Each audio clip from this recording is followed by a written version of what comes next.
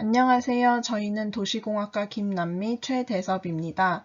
제6장 개념에서 측정까지에 대해서 발표를 시작하도록 하겠습니다. 이번 장에서는 존재하는 무엇이건 측정하기를 학습한 뒤 개념화에 대해서 알아보고 기술적 연구와 설명적 연구에서의 정의를 살펴본 뒤 조작화에서의 선택을 공부하고 측정질의 판단 기준과 측정의 윤리 순으로 학습하게 됩니다. 이번 장에서는 연구자들이 연구하고자 하는 일반적인 아이디어를 가지고 어떤 방식으로 현실 세계를 잘 정의된 측정을 통해 조사하게 되는지 살펴봅니다. 특히 개념화, 조작화, 측정이 서로 연관된 단계에 대해 공부할 것입니다. 여기서 중요한 본질은 일상어처럼 상대적으로 모호한 용어들을 명확하게 정의하고 측정할 수 있는 의미를 지닌 정확한 연구 대상을 변화시키는 데 있습니다. 대학 생활에서의 만족도를 예를 들면 만족도라는 실제하지 않은 구상물로부터 만족도라는 단어에 대해 떠오르는 구상 개념이 있습니다. 이렇게 구상 개념에 대해서 시작해서 개념화 과정과 이를 측정하기 위한 지표와 개념의 조작화 및 측정 방법에 대해서 배울 것입니다. 과학의 전통적 모델은 이론, 조작화, 관찰의 3요소로 이루어져 있음을 3장에서 배웠습니다. 관찰이라는 용어는 일상적이고 수동적인 행위를 의미할 수 있기에 과학자들은 측정이란 용어를 종종 씁니다. 측정은 변수를 구성하는 속성에 의해 대상이나 현상을 기술해내기 위한 현실 세계를 조심스럽게 또 의도적으로 관찰한다는 의미입니다. 그러나 과학은 인간의 사회적 존재의 진짜 중요한 측면을 측정할 수 없음을 느낍니다. 이를테면 신앙심은 교회를 가는 횟수로 측정을 했다거나 어떤 선거에서 어떻게 투표했다는가로 자유주의 정도를 측정했다는 것들인데요. 이러한 불만족감은 사회조사에 관한 중요한 사실을 반영합니다. 사회과학에서의 변수들은 실제 존재하는 것은 아니며 만들어진 것으로 하나의 분명한 의미를 가지고 있는 경우가 드물다는 것인데요. 이를테면 정당에 대한 선호 측정에 있어서 다음에 두 가지 방법으로 측정을 삼을 수 있는데 이렇게 서로 다른 측정 가능성은 정당 선호도에 대한 약간의 상이한 정의가 반영된 결과임을 주목해 볼 수 있습니다. 또 다른 예를 들어보겠습니다. 종교적 선호도에 대해서 이 변수는 때론 특정 교파에 공식적으로 신작 등록이 된 것을 의미하기도 하고 경우에 따라서는 단지 어떤 종교를 믿을 경우 자신이 가장 가깝게 속한다고 생각하는 교파를 의미하기도 하고 또 예배를 참석하는 것 등의 다른 측면을 의미할 수도 있습니다. 여기서 한 가지 진실은 이러한 변수들은 특정한 목적에 따라서 만들어지고 특정한 의미를 부여된 용어에 불과하다는 것입니다. 그렇다면 만약 이러한 것들이 실제로 존재하지 않는다면 우리는 무엇을 측정하고 무엇에 대해서 말하는 것일까? 라는 질문을 할 수 있을 것입니다. 그러면 무엇이 진짜이고 무엇이 아닌지에 관해 판단하기 어려운 지적 관점의 중요성을 인식할 것입니다. 이러한 맥락에서 에이브라임 케플러는 과학자들이 측정하는 세 가지 유형의 현상을 구분했습니다. 먼저 직접 관찰할 수 있는 것으로 사과의 색깔, 관측 변수 등을 예로 들을 수 있습니다. 두 번째 유형은 간접적으로 관찰할 수 있는 것으로 역사책, 기업의 이사회의록 등 지나간 사회적 행동들에 대해서 간접적인 관찰을 할 수 있는 것들입니다. 세 번째로는 직접적이건 간접적이건 관찰될 수는 없지만 관찰에 기초한 이론적 창조물인 구상물이 있습니다. IQ가 대표적인 예인데요. 이는 수학적으로 구상된 것이기 때문입니다. 케플러는 개념은 일단의 구상 개념이라고 정의를 했습니다. 이렇게 개념이란 우리가 창조해낸 구상물입니다. 동정심이나 편견 같은 개념들은 우리가 모두에 의해서 그것들에 대한 우리의 모두의 구상 개념으로 창조된 구상물입니다. 그렇다면 구상 개념, 구상물, 개념, 그리고 개념화에 대한 명확한 의미를 살펴보도록 하겠습니다. 구상물은 동정심과 같이 실제가 아니지만 실제 현상을 조직, 이해, 의사소통, 예측하는 것을 도와주는 것입니다. 구상 개념은 정신적 이미지에 대한 기술 용어로서 관련이 있어 보이는 관찰들과 경험들의 집합입니다.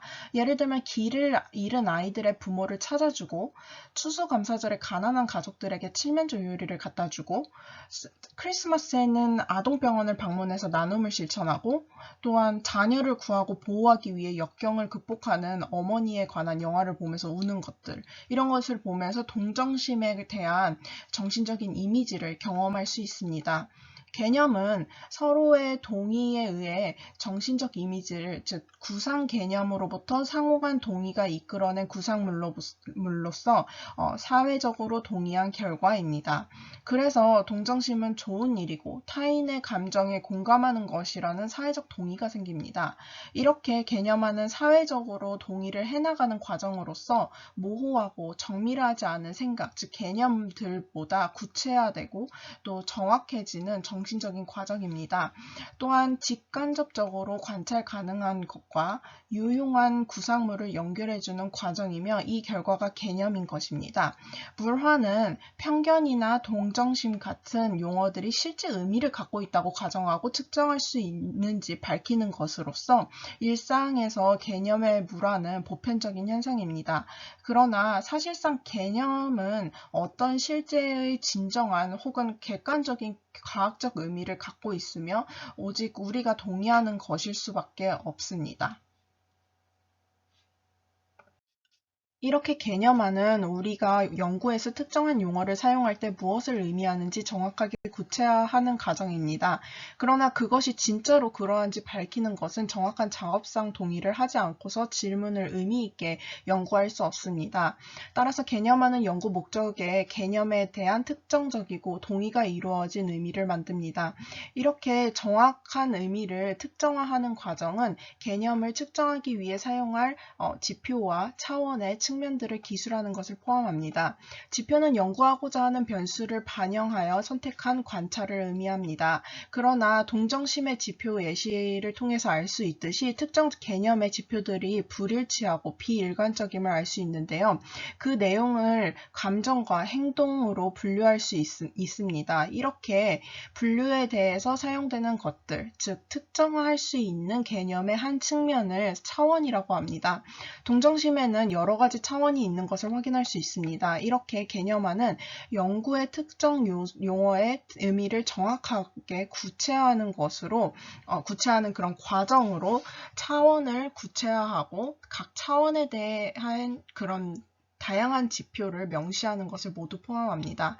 또한 개념화는 각각의 차원에 대해 별도의 설명을 필요로 합니다. 조나단 잭슨이 범죄에 대한 두려움을 측정하기 위해서 7가지 다른 차원을 고려했고, 다니엘 시록과 제니퍼 에드워즈는 기존의 UN에서 제시한 집단 학살의 개념이 연구 목적에 충분히 정확하지 않음을 알게 되어서 집단 학살 개념의 정의를 위해 폭력과 구분하고 역사적 사례를 조사함으로 인해서 무차별 폭력을 시작하는 동기에 따른 4가지 구분 현상을 결론을 지었습니다. 이렇게 한 개념의 다른 차원을 구체화하는 것이 종종 우리가 연구하고 있는 것을 더 세련되게 이해할 수 있는 길을 놓아주는 경우가 많습니다. 우리가 지표들의 값에 대해 완전히 동의하지 않는다면 현실을 이해하는 데에는 지표들의 호환성에 달려있을 것입니다. 지표의 호환성이란 여러 다른 지표 모두가 일정 정도의 동일한 개념을 대표하면 그 지표 모두는 개념이 실제로 존재하고 관찰될 수 있는 것처럼 사용되는 것과 마찬가지의 방식으로 움직일 것임을 의미합니다. 이를테면 동정심이라는 기본적인 동의하에 여성이 일반적으로 남성보다 더 동정심이 있다면 모든 지표들에서 그 차이가 관찰될 수 있어야 하며, 반대로 만약 일부 지표에서만 관찰 가능하다면 동정심의 다른 차원을 나타내고 있지 않은가에 대해서도 살펴봐야 할 것입니다. 사회 연구의 설계와 실행은 개념들과 실제에 대한 혼동을 명확하게 정리하는 데 있는데, 논리학자들과 과학자들은 3가지 종류의 정의를 구분하였습니다. 먼저 칼 햄펠은 실제적 정의의 어떤 전체의 본질적인 특징 혹은 본질적인 속성들을 지칭하는 것이라고 하였습니다. 하지만 본질적인 특징이라는 것은 너무 모호해서 엄밀히 조사 목적으로는 그러한 특정어가 쓸모없다고 덧붙였습니다. 과학적 탐구에서 개념의 특정화, 구체화되는 과정은 명목적 정의와 조작적 정의에 기반합니다. 명목적 정의는 정의가 실체를 반영하고 있다는 어떤 주장도 없이 단 한 가지 용어에 부여된 정의로서 특정한 용어가 어떻게 사용되고 있는지에 대한 일정한 동의 혹은 관습에 바탕을 둡니다. 조작적 정의는 조사 목적의 작업상 정의로서 주어진 연구의 맥락 속에서 개념이 무엇을 의미하는지 명백히 드러내는 특징을 가집니다. 이렇게 개념을 명확하게 하는 것은 사회 연구에서 끊임없이 지속되는 과정입니다. 캐셔린 마셀과 그레첸 로스만은 개념의 명확화를 개념적 깔때기를 언급하면서 설명을 하고 있습니다. 그는 사회 행동주의에 관한 일반적인 관심은 개인들로 좁혀지고 더 나아가서는 어떤 경험이 사회 행동주의자들을 만드는가 같은 질문의 답을 구하는 대로 초점을 좁혀지는데 이러한 초점화 과정은 우리가 사용하는 언어와 연계가 되어 있다고 설명을 합니다. 문장 성분 분석에 있어서도 사회 연구자는 더 깊은 이해를 위해 해석학적 원주 과정을 되풀이합니다. 이를 간략하게 설명드리면 한 문제에 대한 이해는 각 부분의 의미가 기대된 바로 문장의 전반적인 의미에 의해 결정되는 과정을 통해 이루어지는 것입니다. 또한 각 부분의 상세한 규정은 전체 의미를 변화시키고 이것을 다시 각 부분의 의미로 영향을 주는 과정이 되풀이됩니다. 사회조사 방법에서 개념을 지속적으로 세련되게 만드는 작업이 이뤄집니다.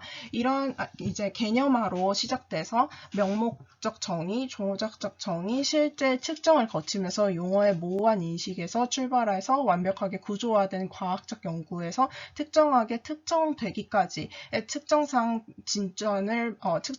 진전을 볼 수 있습니다. 예를 들어 사회 계급이란 개념의 상이한 의미와 차원을 어떤 것인가라는 개념화를 시작해서 이 연구에서는 사회적 계급을 경제적 차이, 특히 소득에 대한 소득을 대변하는 것으로 정의를 하는 명목적 정의를 거쳐서 경제적 차이를 작년에 귀하의 세전 연소득은 얼마입니까? 라는 설문응답을 통해 측정하는 조작적 정의를 거치고 조사원이 작년에 귀하의 세전 연소득은 얼마입니까? 라고서는 묻는 실제적인 측정 과정을 통해 용어의 개념을 명확하게 하고 세련되게 만드는 것을 예로 들 수 있습니다. 즉, 직접 조사 연구에서는 개념을 명확하게 하는 것이 자료 수집의 가장 중요한 요소인 것을 확인할 수 있습니다. 연구에서의 개념화에 관한 논의를 종합하기 위해 아노미의 개념이 형성된 역사를 살펴보겠습니다. 먼저 이 개념은 에밀 디르켐이라는 프랑스 사회학자에 의해 자살이라는 연구에서 최초로 소개가 됩니다. 그는 종교가 자살에 미치는 영향과 기후가 자살에 미칠 수 있는 가능성을 정부 기록을 통해 분석합니다. 결론적으로 디르켐은 자살이 특정 사회 구성원들 간의 동의가 분명하고 안정적인 정도를 반영한다고 주장하면서 그러한 불확실성이 혼돈, 불안, 자아, 파괴를 유발한다고 주장합니다. 이러한 무규범적 사회 상황을 기술하기 위해서 아노미라는 용어를 선택했는데 본래 이 용어는 법 없이라는 뜻으로 프랑스와 독일에서 사용하고 있는 단어였습니다. 디르켐의 아노미 연구 이후 로버트 마터는 사회구조와 아노미라는 논문에서 아노미의 개념을 확장하였는데 아노미는 사회적으로 규정된 목표와 수단 간의 괴리에서 발생한다고 결론을 짓고 있습니다. 또한 부를 축적하기 위한 방법을 갖지 못한 사람들이 정당하지 못한 수단을 통해서라도 이를 달성하려고 하기 때문에 목표에 대한 강조 그 자체가 무규범성을 낳는다고 주장했습니다. 다른 사회과학자들은 아노미 개념을 개인을 묘사하는 데 사용했는데요. 대표적으로 엘윈 파월은 1958년 개인 특성을 나타내는 아노미아와 사회적 의미인 아노미가 있음을 개념화하였습니다. 또한 즉 아노미아의 조작적 정의를 제공하는 대신 개념을 더한 것입니다. 그리고 나서 1956년 레올 스롤은 개인들에 의해 경험되는 아노미아의 5개 문항을 통해서 아노미아에 대한 특정한 조작화가 이용되었습니다. 사회적 개념으로 아노미아에 대한 간략한 역사는 여러 가지를 시사해 주는데요. 먼저 일반 개념이 조작화된 측정치로 바뀌는 과정을 보여주는 좋은 예시입니다. 뒤르케 이후 개념의 재개념화 및 재조작화의 시도를 볼 수 있었습니다. 이때 엉뚱한 개념의 경우에는 사람들이 무시하기 때문에 개념화와 조작화의 여지를 열어놓는다고 해서 우리가 걱정할 만한 그런 무원칙과 혼란이 꼭 발생되는 것은 아닙니다. 또한 연구자들이 한 개념에 대한 특정한 개념화와 조작화의 유용성을 발견하고 그것을 채택하여 개념에 대한 표준화 정의에 이르게 되는 경우도 발견할 수 있었습니다. 그래야 하여 사회과학자들은 개념화와 조작화를 통해 실제가 아닌 것인 거에 대해서 꽤 제대로 된 측정을 할 수 있습니다. 그리고 그들의 질서를 세우는 데 있어서 이것이 궁극적인 진실에 기반한 것이기라기보다는 유용성에 기반한 질서인 것입니다. 연구 조사의 목적은 기술과 설명에 있습니다. 기술적 연구에서는 명백하고 정밀한 정의가 중요합니다. 예를 들어 실험을 기술할 경우에는 정의에 따라 실험률의 크기가 달라질 수 있기 때문입니다. 또 다른 예로 장애인의 정의에 있어서 용어의 의미를 측정하지 않고서는 기술적으로 답하기 힘들기 때문입니다. 하지만 설명적 연구에 있어서는 기술적 연구보다는 정의가 덜 문제가 되는데 이는 발견하는 사실이 결국 결론이 되기 때문에 정의에 영향을 끼치지 않습니다. 조작화를 하는 데 있어서 중요한 것은 변수에 대해 선택해야 되는 특정한 이름 문제입니다. 다음은 시민참여라는 변수와 관련하여 정의를 바꾸며 거의 불가피하게 상이한 기술적 결론을 낳는 것을 살펴보겠습니다. 정책 위반자들은 시민들이 계획 과정에 참여하는 것이 계획을 성공적으로 실행하는 데 중요하다는 것을 확신하고 있습니다. 그래서 여러 정책 위반자들에 의해 시민참여라는 명칭은 많은 상이한 개념적 정의를 주어져도 시민참여 의미에 대해서는 오해 여지가 거의 없으므로 변수의 명칭은 적합합니다. 하지만 여러 정책 위반자들에게 시민참여가 무엇인지 간단한 조작적 정의를 측정하는 방식을 제시해보라고 물어보면 응답이 너무 다양하게 나와서 혼란을 초래하는 것을 볼 수 있습니다. 다시 말해서 변수의 명칭인 시민참여는 개념이라는 관점에서 만족하나 조작화의 목적에 있어서는 적절하지 않다는 것이 드러납니다. 이를 극복하는 방법으로는 변수의 명칭을 종주 개념적 정의를 형성하고 그 다음에 조작적 정의를 정의를 하고 그리고 측정될 수 있거나 측정될 것보다 잘 매칭되기 위해 개념을 다시 이름 붙이는 식으로 앞뒤를 오가는 과정을 거쳐 매겨지기도 합니다. 이러한 순환적 과정을 거치면서 변수의 명칭이 세련되어지는 결과를 낳게 되고 측정도 세련되어져서 적절한 측정을 할 수 있게 됩니다. 때로는 최종적인 변수의 개념이 애초에 시작됐던 것과 달라지기도 하지만 적어도 말하고자 하는 것에 대해서 측정하는 것이 됩니다. 조직화에서의 선택입니다. 개념화는 추상적 개념을 정교화하고 구체화하는 것이고 조직화는 실제 세계에서 그러한 개념들을 드러내는 경험적 관찰을 할 수 있도록 하기 위해 구체적 조사 절차를 발전시키는 일입니다.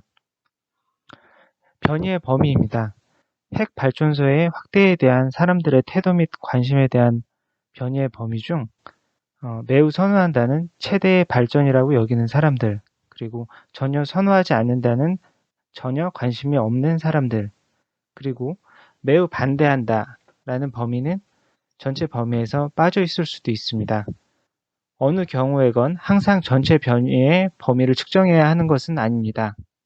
하지만 연구 목적에 비추어 그것이 필요한지를 항상 생각해야만 합니다. 변이의 범위에 대한 결정은 연구 대상으로부터 예상되는 속성의 분포에 의해서도 결정되어야 합니다. 극단치간의 변이입니다. 정밀성의 수준은 변수를 조작하는 데 고려해야 될 사항입니다. 정치적 성향의 측정에서 단순히 자유주의적인지 보수주의적인지 아니면 세부 정당을 알아야 하는지, 종교적 성향의 측정에서 개신교라는 것만 파악하면 되는지 아니면 세부 교파를 알 필요가 있는지, 결혼 여부의 측정에서 결혼 여부만 알면 되는지 아니면 별거 중인지 사별했는지 이혼했는지 이러한 질문에 일반적인 해답은 없습니다. 연구 목적 혹은 우리가 특정한 방식으로 측정하는지로부터 얻어집니다. 얼마나 구체적으로 측정할 것인지 확신하지 못하는 경우라면 언제고 자세하게 하는 것이 그렇지 않은 경우보다 낫습니다. 심신 면접의 대상자가 37세라고 답하면 30대라고 적어놓기보다 37세라고 적어두면 자료를 분석하는 과정에서 세밀한 속성을 보다 일반적인 범주로 합치는 일은 필요하면 얼마든지 가능하지만 관찰과 측정 과정에서 한데 묶은 변이를 분리하는 것은 전혀 가능하지 않습니다. 차원에 대한 주의입니다. 우리가 정부에 대한 사람들의 태도를 연구하고 있고 부정부패에 대한 사람들의 생각을 포함하기로 했다고 가정했을 때 우리가 검토할 수 있는 여러 차원 중 일부를 제시하면 다음과 같습니다. 사람들이 정부에 부정부패가 있다고 생각하는가? 어느 정도의 부정부패가 있다고 생각하는가? 부정부패의 정도에 대한 사람들의 판단에 어느 정도 자신하는가? 사회 문제로서 정부의 부정부패를 어떻게 느끼는가 등입니다. 문항의 리스트는 더 있을 수도 있습니다. 사람들이 정부의 부정부패에 대해 어떻게 느끼는가에 대한 많은 차원이 있습니다. 연구자의 탐구에서 어느 차원이 중요한가에 대한 명확한 입장을 갖는 것이 중요하며 그렇지 않은 경우로는 실제로 사람들이 얼마나 부정부패가 있다고 생각하는지에 대해 알기 원한다면 그 대신 사람들이 어떻게 느끼는지를 측정하게 되거나 또는 그 반대가 될 수 있습니다. 자료를 어떻게 수집할 것인가를 일단 결정했고 적절한 변이의 범위, 변이의 극단치 간의 정밀성의 정도, 변수에 대해 관심 있는 차원이 무엇인지를 결정했으면 또 다른 선택이 필요한데 이는 수학 논리적인 것입니다. 변수와 속성 정의하기입니다. 속성은 어떤 것의 특성이나 성질이며 변수는 속성들의 논리적 집합입니다. 여성과 남성으로 예를 들었을 때 신체적 특성으로 구성되는 변수 성별이 있으며 여성성, 남성성, 사회적 정체성 및 행태 변수, 젠더로 예를 들 수 있습니다. 측정 수준입니다. 측정의 4가지 수준에 대해서 알아보도록 하겠습니다. 명목 측정입니다. 변수의 속성이 오직 망라적 특성과 상호 배타적 특성만을 가진 변수로 다시 말해 서열, 등간 및 비측정과는 달리 변수를 단지 서로 다른 속성에서 구분하는 측정 수준으로 성별이 명목 측정의 한 예입니다. 서열 측정입니다. 변수를 어떤 차원에서 순서를 매길 수 있는 속성으로 기술하는 측정 수준으로 고, 중, 저의 속성으로 구성된 사회 경제적 지위가 한 예입니다. 예로 신앙심, 여러분에게 종교가 얼마나 중요합니까? 로 들 수 있습니다. 별로 중요하지 않다, 상당히 중요하다, 매우 중요하다, 나의 생활에서 가장 중요하다입니다. 등간 측정입니다.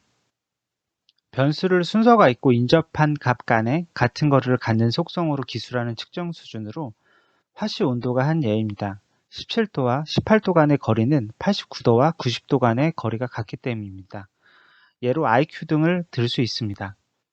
비측정입니다. 변수를 명목, 서열 및 등가 측정의 모든 특징에 덧붙여 실질적인 0점에 기반한 속성으로 기술하는 측정 수준으로 나이가 비측정의 한 예입니다. 예로 소득 수준 등을 들 수 있습니다. 명목, 서열, 등간 혹은 비측정의 4가지 수준에서 선택할 수 있는데 뒤로 갈수록 보다 더 많은 정보를 담고 있습니다. 단일 또는 다중지표입니다. 단일 지표는 명백한 하나의 지표로 예를 들면 명목 변수인 남성과 여성을 예를 들 수 있습니다. 그리고 한 가족의 자녀는 몇 명인가 등으로 영감으로 명확하게 확인 가능한 지표입니다. 다중지표는 각각의 몇 가지 지표로 복합적인 측정치를 나타냅니다. 예를 들면 대학에서의 학업 성취로 학생들의 전반적인 학업 성취를 측정할 때 평균 학점으로 성적의 숫자로 점수를 주고 학생이 얻은 전체 점수를 합한 뒤 그 점수를 수강한 과목으로 나누어서 복합적인 측정치를 만듭니다. 사회과학 연구조사에서 종종 이러한 복합적인 측정치를 만드는 것이 적절합니다. 조작화 선택의 예시입니다. 변수가 조작화될 수 있는 방법은 무수히 많습니다.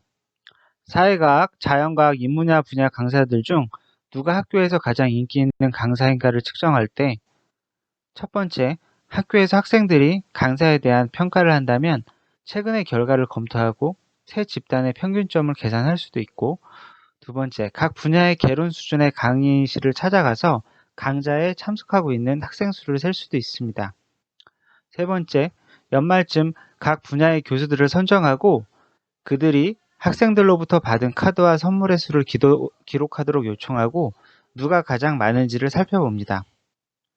대학에서의 만족도를 측정할 때 학술적 질, 물리적 시설, 채용 및 비교과적 활동, 비용과 장학금의 정도, 학생, 교수, 직원들의 사교성, 안전, 캠퍼스 범죄들로 측정할 수 있으며 이 부분은 학생들에게 각각의 어떤 부분을 더 측정할 수 있는지를 더 추가해 보거나 더 제시해 볼 수도 있습니다.